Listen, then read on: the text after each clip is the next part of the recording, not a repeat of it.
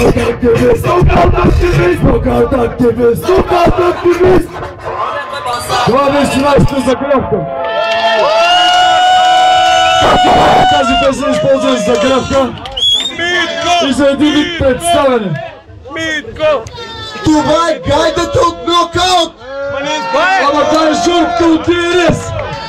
Той е дошъл тук чак от Бургас! За да си изправи нафталинените песни! Да! Верно!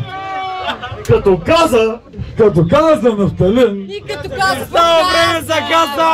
специално сме си донесли да ги натъркали с нафталин. Само ви допъркате миризмата нафталин с тази на бензин. И сега ще ви запалим. Живи избори. Тази песен знаете ли? Носим си музика! Носим си! Музика! Носим си! Музика!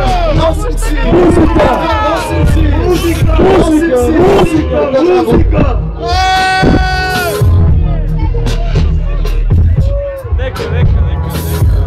Да ви чувате шурката!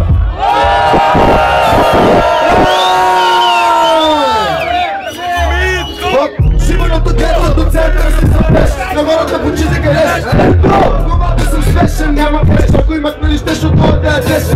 Когато правим музика няма да чокнем, се пием на парти няма проблем. Знаеш, че като се съберем повече хора от истава, да ме останем. Брат, ние никога няма да клекнем, когато ми гледат всички ще ги дадем. След пасацията си има и овацията, но да знаеш, че има и друг достер. Не може по канал едно да дават име, не украдето от каналите.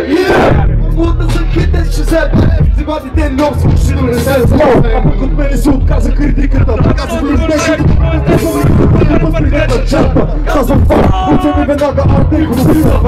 Как ти разбираш, аз съм назад, аз съм вулгарен, млад, музикален като лега на вода по душа. Който има уши, нека да слуша, какво има да се служи. Имам аз като Осама бен Ладен, за некадърни МС-та съм разгоден. Ако ме не е статен на проваден, за началната десятка не съм жаден, искам да съм номерен от топ.